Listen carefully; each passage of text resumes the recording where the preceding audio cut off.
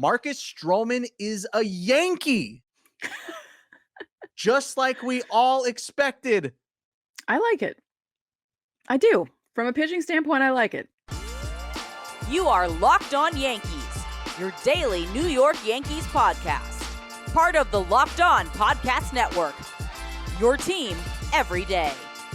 Welcome to Locked On Yankees, which is part of the Locked On Podcast Network, your team every day. Thank you for making us your first listen every day. I'm Stacey Gotsoulias. Today's episode is brought to you by Gametime. Create an account on the Gametime app and use code LOCKEDON for $20 off your first purchase. With me, as always, is my producer, Steve Granado. Steve, I was going to ask you what's going on, but we know what's going on. There's a lot. There's a lot going on. There is a lot going on. A very busy Thursday evening for the Yankees. Hey, thanks for clicking on the show today, guys. We have a whole bunch of things we need to get to. Of course, the Yankees signed Luke Weaver yesterday. That's why you clicked on the show, right? We're going to talk about Luke Weaver, where that kind of fits and where this all works. Some of the latest rumors we're going to get to as well. Juan Soto and the Yankees come to an agreement, $31 million for 2024. The Yankees also settle with all their arbitration eligible players. We're going to tell you what that means later on. But of course, Stacey, Marcus Stroman is a Yankee. Just like we all expected. Yeah. Thoroughly shocked. Thoroughly shocked. This came together this week. It came together rather quickly, it seems. At least, I mean, maybe. Remember, there was the rumor that all the way back in November, apparently they were talking. Nonetheless, Stacey, 2 years, $37 million contract, a vesting option for the 2026 season that gets triggered if he pitches 140 innings or more in 2025. So, your reaction, first and foremost, we went live, we talked about it, but now that you've had about an hour to sit on this news, Stacey, where is your head at when it comes to Marcus Stroman in Yankee pinstripes? I like it. I do. From a pitching standpoint, I like it. I think that's fair. I don't think that's too far out of left field. There's the obvious people that are going to come into our comments and scream and yell, and they've been screaming and yelling ever since the rumors. Right. And that's not just our community. That's every community. That's on the Twitter side, the Reddit side, the Instagram side. All of it, right? There's a lot to prove here for Marcus Stroman, probably more than most. Anybody who would have gotten a contract like this. We wanted to talk about, of course, Stacey, where he's going to fit. We surmised the other day. I came to the conclusion that I think he's the 3. It's between him and Nestor, obviously, and this is without injuries. The rotation in my head, Stacey, right now is Cole, Rodon, Stroman, Cortez, Schmidt. Yeah. With the injury calls being Weaver, then Beater, and then Warren. Where's your head at when it comes to this rotation right now? Yeah, I agree with that order because as well as Cortez did in 2022, that was really the only good season he's had, where Stroman has a bit longer of a track record as a starter in the majors. And I feel like at this point, he should be the 3. I mean, we'll see how things go in spring training, but I think right now that order is how I would also go. Now that I've been sitting on this for an hour, I agree with that order as well. How do you feel about that order right now? Like, is that instilling any confidence? I don't mind it at all. You know, if you have a bounce back year from Rodon, if Cole is Cole, and, you know, if Stroman is, we'll talk about it a little bit later on, if he's healed from that hip problem that he had in 2023 and pitches the way he did the first half of 2023, that's a good top 3 right there. Yeah, that's a really good 3. Again, you're banking on the Rodon bounce back, which I have gotten into 100 times on this show, and I'm not going to go deep into that here. I think he can't do much worse than he did last season. That's what I'll say. But yeah, I think this is a pretty darn good rotation right now. I think it really is. I think there is obviously some age in it. Sure. Right? There's obviously some age. The only one, you know, being Clark. Right. There are a lot more innings in this rotation than there were a season ago. So that's nice. There's a lot more just track record. And look, say what you will about Stroman's quote unquote antics or however you see them. I don't care about that stuff whatsoever. I care about the product on the field. And the product on the field, looking at this, again, with the massive caveat that Rodon does not have 2023 repeated. Look, I think this is a pretty darn solid rotation. When we were live, Stacey, a lot of people were going, man, this really stings when you look at Yamamoto. It was supposed to be Yamamoto. It was supposed to be Yamamoto. Yeah, well, it wasn't Yamamoto, but I don't think you can look at this as being the Yamamoto replacement for multiple reasons. One, you never had him. Right. He was never a Yankee, period. So nothing lost, right? You can't lose something you never had. And two, it's a pivot based on the market right now. It was a pivot. We're going to talk about Snell later on in the show, but apparently the Yankees have offered Blake Snell a contract, and the two teams are too far off. That's what the rumor is right now. We're going to talk about that a little bit later. So this seems like maybe a potential slight pivot. 3, there was nothing as good as Yamamoto on the market. No. And 4, you don't need Stroman to do what Yamamoto was going to do. Right. This is a different game plan. This is a shift in what the idea is moving forward. We saw the rumors of the super bullpen, how that could have played out. They obviously opted to stay on the rotation front, which is probably a safer bet long-term wise. But I think this is pretty good. You need to temper your expectations when what you're expecting out of Stroman. But all in all, I think the rotation is in a pretty good spot now. I feel more confident right now considering how Thursday went. Yeah, I do too. I agree with everything you just said. I feel like what you said about Yamamoto is totally true because Stroman is not the Yamamoto replacement. and it looks like that, but it's not.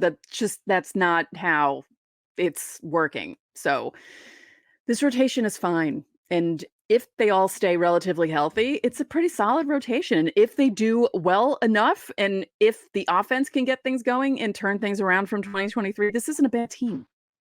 Yeah, it really isn't. It really isn't. Stacey, who is Marcus Stroman? You probably know if you're clicking this, but deeper look at it. We talked about it on the show on Monday, but as a reiteration of it, 4th best ground ball rate in 2023. And I think that's probably what the Yankees were looking at the most. Yeah. I assume that he's going to ditch his fastball, which had a extremely high fly ball rate last season. It was like 71% or something like that. So I think he's going to ditch that fastball. He's going to stick with his sinker. Sinker and breaking stuff is going to be where he's at this coming season. I would totally assume. I completely trust Matt Blake to get the most out of him that he can. And Sam Breen, Blake and Breen. He was an all-star last season with the Chicago Cubs. And you mentioned, Stacey, the hip injury that he went through, which was a big part of why his numbers kind of dipped at the end of the season. And he ended up missing a good chunk of time at the end of last season. He also opted out of his deal with the Cubs. He could have opted in for 2024, elected to not to. And by what was supposed to be the salary in 2024 with the Cubs, he is now taking a bit of a pay cut to be with the Yankees, which, we heard that he was interested just in general to pitch for what is essentially his hometown team. And they got it done, Stace. And again, what you're getting is a ground ball pitcher which the Yankees obviously love. Yeah. You're getting a fiery competitor, to say the least. You're getting a little fun between him and Juan Soto, who they kind of had a little bit of a shuffle off. But I think you're getting a pretty solid mid-rotation guy. And I think that's what you need to look at this as a mid-rotation ad. Exactly. I said it during the live show. I'll say it again. They're not expecting him to be the ace. They're expecting him to be in the middle. This is a good, solid, in the middle kind of signing, and I'm not mad at it. Yeah. Because you don't know what you're going to get out of Nestor next season. Schmidt slots so much better as the 5. He really does. Really does. It just fits so much better, especially when you consider it was going to be Clayton Beater before Thursday. Right. We talked about that on the show the other day too. But I think this is solid. Again, I got Cole, Rodon, Stroman, Nestor, Schmidt. And I think that's pretty solid with Weaver backing up a veteran guy that can fill spots. be your long man in the pen, which let's be real, the Yankees didn't really have a true long man last year. It was like Albert Abreu, right? Yeah. It was basically the long man, and he was just mop up duty, Mm-hmm. really. And then you got Beater and Warren on speed dial. Beater first because he's 40, Warren's not, but I like this. And I think you're gonna move past the tweets here pretty quickly. Yeah. And let's just not forget that Brian Cashman started that by saying what he said about Stroman, and Stroman was reacting to it. So, it may not have been the best plan of action for Marcus Stroman, but I understand that, your hometown team, the team that you grew up watching, the GM comes out and kind of disses you. You're going to get your feelings hurt. So people have to remember he's a human being. And when someone comes out and says not so great things about you, you're going to react. And that's how unprovoked as well. Right. I'm sure you'll let us know how you're feeling. For everydayers, by the way, it is Friday, but we cannot do a Fan Mail Friday. We have way too much to get to. So we're pushing Fan Mail Friday to Monday.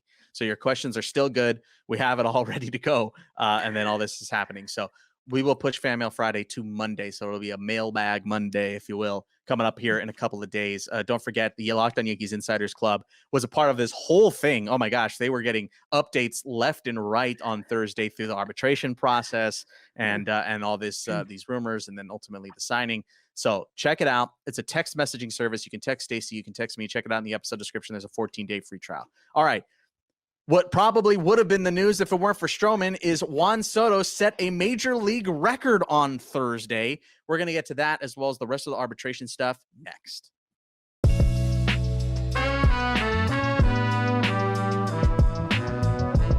If you're looking for tickets for just about anything, check out the app Gametime. Steve used Gametime basically all last baseball season and still uses them for hockey tickets, and he absolutely loves how easy it is. It's easier than dealing with Ticketmaster, where they have all those hidden fees, which is frustrating every time. Gametime is the fastest and easiest way to buy tickets for all the sports, music, comedy, and shows near you. There's no baseball for at least a few more months, but there's football, hockey, and basketball. They're all in full swing. Gametime has deals on tickets right up to just moments before your event starts and even an hour after it starts. It's the place to find last-minute seats. Find exclusive flash deals and sponsored deals on tickets for football, basketball, baseball, concerts, comedy, theater, and more. Take the guesswork out of buying tickets with Gametime. Download the Gametime app, create an account, and use code LOCKEDON for $20 off your first purchase. Terms apply. Create an account, redeem code LOCKEDON, LOCKEDON, for $20 off.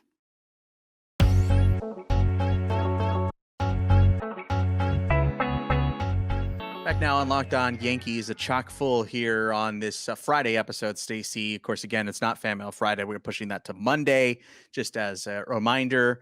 Don't forget, as another reminder, check out Locked On Sports Today for all your top news that you need every day. Locked On Sports Today is a 24/7 streaming YouTube channel right now available. Again, search on YouTube and you will find it. Hey, this episode might be on there right now, as a matter of fact. Big news from baseball. Okay, Stacy, other big news coming from the Yankees front. They settled with all 10 arbitration eligible players. Stacy, this is wonderful news. This is great news. Every player that was ARB eligible for 2024, they don't need to go to arbitration. They settled. They all made their deals. And of course, it's headlined by Juan Soto. Incredible. 10 for 10. Well done. Because, if you don't know about arbitration, it's not fun for anyone involved, really, because the team goes in, the player goes in, there's an independent arbiter there listening to the arguments, and basically the team gets to trash the player, even if the player hasn't done badly. Essentially that's what it is. The player tries to make his case for why he should be paid certain money, and then the team has to come out and be like, well, you did this and did this and this, and you don't deserve this. So I'm glad that they didn't have to do that this season with anyone. Everyone they wrapped it up, all done. 10. Is that a record? Because that's amazing. Well, remember, they had, prior to non-tendering all the contracts, they had the largest arbitration class in baseball this offseason. Yeah, so they had a lot of work to do. Stacy, there's a little bit of back and forth reporting here on this, a final number for Juan Soto. Full disclosure, it was Joel Sherman who initially reported the number at $31.5 million. Everything else we have seen after that has been 31 million. Either way, it is a MLB record. Last offseason, the 2023 offseason, Shohei Ohtani had a $30 million contract to avoid arbitration, and this is now either 31 or 31.5. That's as of recording at 10:14 p.m. Eastern on Thursday night. But just so you know, it's either 31 or 31.5. It looks like it's 31, though. Yeah, because he was the only one that everyone else was saying 31. And I know I joked on the show on Wednesday about trusting baseball reporters, but when I saw Jeff Passan say 31, I thought, okay, so it's 31. So it's 31, yeah. Either way, again, it is a record. Last season, Juan Soto made 23, so he gets a nice little pay raise, well-deserved. Little. Everyone here, as is par for the course, gets a pay raise because that's, again, how this works. That's the whole point of this. Gleyber Torres settles at $14.2 million. We speculated, Stacey, that it'd be upwards of 20. I know that was getting a little crazy, that I think he could be pushing 20, but he ends up getting 14.2. This is from months ago. We were talking about this, but a real decent $5 million pay raise for Gleyber Torres, $9.95 million from last year. So this is great for him. Well-deserved as well. He had an incredible 2023. Yes. Well-deserved. Good for you. 14.2 is nothing to sneeze at. Yeah, this is great for him. Alex Verdugo, of course, was not with the Yankees last season, but he does also get a little over $2 million pay raise, $8.7 million, up from 6.3. Clay Holmes had maybe the only intriguing portion of this because there's an added part. He almost doubles his salary, which we fully anticipated that would happen. Last year was 3.3. It's now 6 million. Plus, he gets performance bonuses. So we don't know what those performances bonuses are at this point, but you got to imagine it's like saves, per save opportunities, innings pitched, things like that. If you make the all-star team, things like that are typically what your bonuses are. Jonathan Loaizaga, I joked with you, Stacey, in text that this is amazing. Jonathan Loaizaga, which again, everybody makes a pay raise, $2.5 million. It's up from 2.26. He didn't throw a single pitch in 2023. Can you imagine not showing up for work and making $240,000? Amazing. No. That's not what he wanted to happen. Obviously. I couldn't imagine making that much anyway, but yeah, period. Yeah. Period. Jose Trevino, of course, he missed a good chunk of the season as well, so he gets a small bump, 2.73. He was at 2.36 last year. Trent Grisham got a pretty sizable one after a rather down offensive year in San Diego, 5.5 million, up from 3.175. Pretty small here for Victor Gonzalez, one of the newly acquired here in the Dodgers move. Victor Gonzalez is up $140,000. He was pre-arb last year. This was his first arbitration year. I'm not going to get into that, but it's $860K. And then Clark Schmidt makes himself a real big pay raise over twice, $2.025 million, up from $740,000. That was just the minimum, right? So good for him. Yeah. Good for Clark. He pitched his tail off in 2023, and we'll see how he does now as the 5, truly. And he probably finally woke up from that long nap that he needed to take this winter.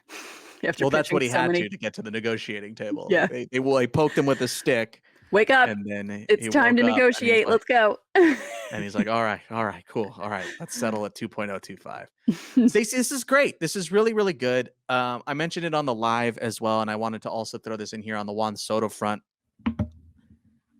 Look, I don't think there was ever a chance that it was going to go to arbitration. I'm going to be real. I'm going to say 99.999% they were going to settle. But it would have been doomsday for the future had they gone to arbitration. Oh, yeah. That would have been, yes, like doomsday, nightmare, apocalyptic, like every bad thing you could think of. Yeah, we had mentioned when Soto was traded that we weren't really going to dive into extension stuff, which we're still not going to. But if you're talking future of Juan Soto in New York, the possibility of him signing a long-term deal, anything probably going to be an off-season thing, not going to be an extension thing. I wouldn't expect that. No. But if that had gone to arbitration, you could almost kiss that goodbye. Because this process is essentially the first time that Juan Soto is really dealing with the Yankees front office. Yeah. So if they would have squabbled over a couple of baseball bucks, It would have been a nightmare. It would have been Yeah. an absolute nightmare. So the I think, fact and that this they knew that. They knew that. There oh, was yeah, no of way that course. they would. Yeah. Yeah. So that's great. Same thing for Glaber and his future in New York.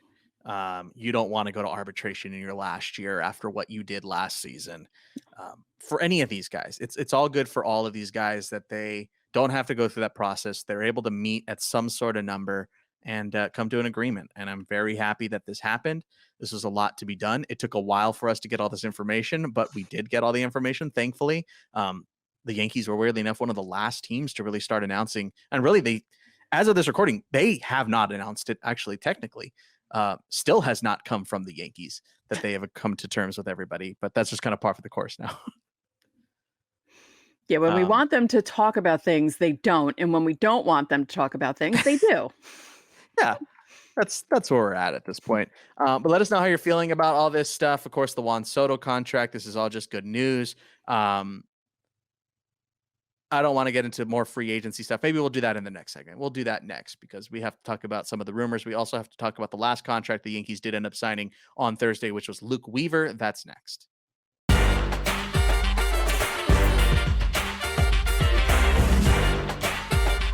The NFL regular season has wrapped up, which means the NFL wild card is this weekend, and there's still time to get in on the action with FanDuel, America's #1 sportsbook. Right now, new customers get $150 in bonus bets guaranteed when you place a $5 bet. That's $150 in bonus bets, win or lose. The app is easy to use, and there are so many different ways to bet, like live same-game parlays. You can even find bets in the brand new Explore tab. And if you're looking for baseball already, we're almost there. It's almost February when you think about it. The Yankees 2024 World Series odds are plus 850, and they're favored to win the AL at plus 450. So again, football, playoffs, starting soon. Get in on it. Visit FanDuel.com/lockedon and make your first bet a layup. FanDuel, official partner of the NFL.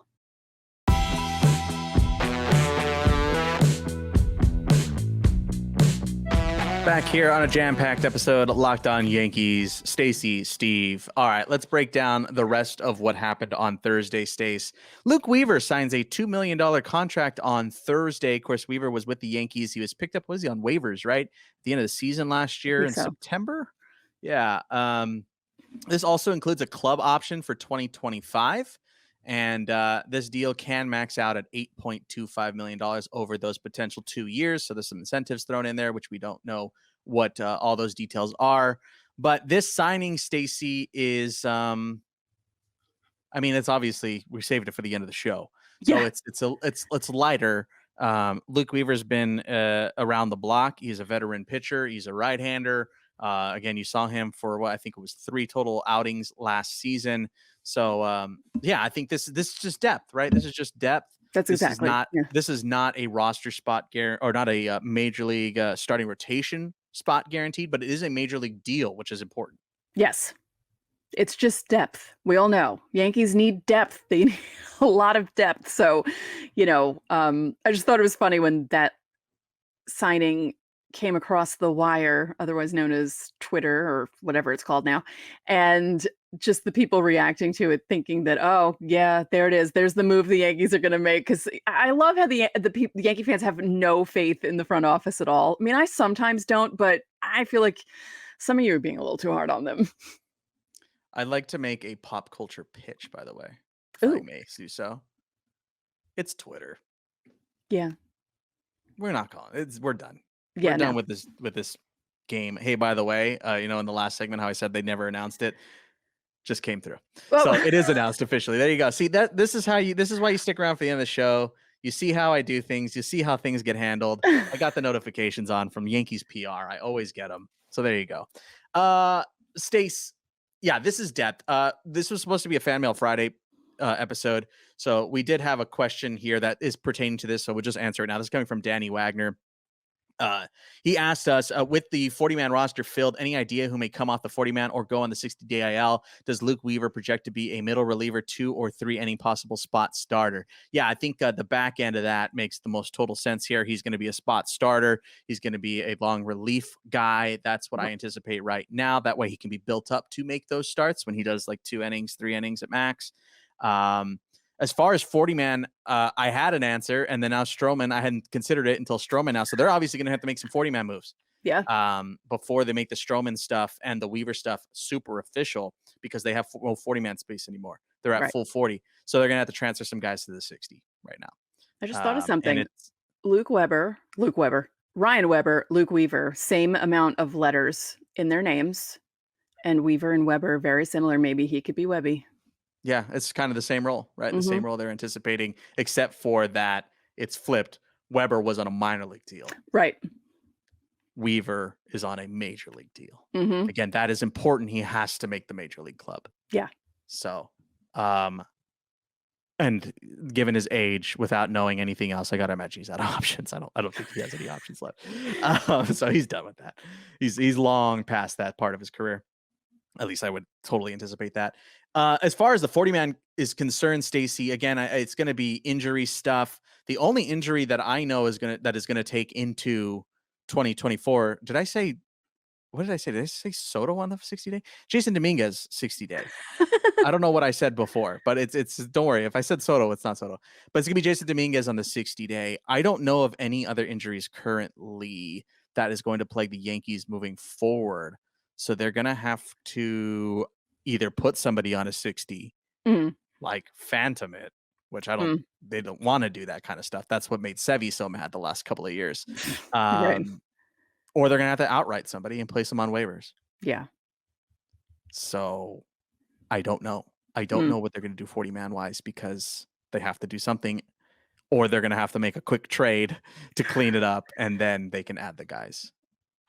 But that's getting way ahead of ourselves. So yeah, it's going to be Dominguez on the 60. That's pretty much written in stone. We did also wanted to get here to some of the rumors, and they also obviously pertain to the Stacey. We'll get to these rather quickly here. We're almost done for the day.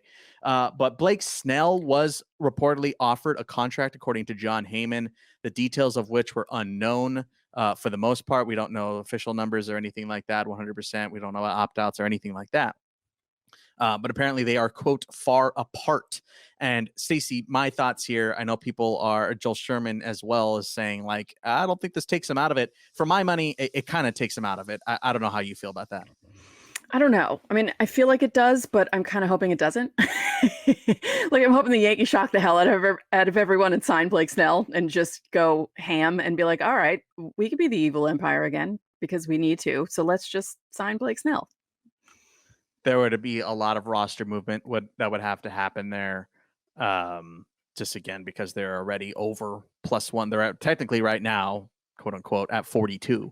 Right. So like they have to figure something out regardless with 60 and outrighting. Because if they just straight up sign another major league player, something's got to get, like, you got to get rid of somebody.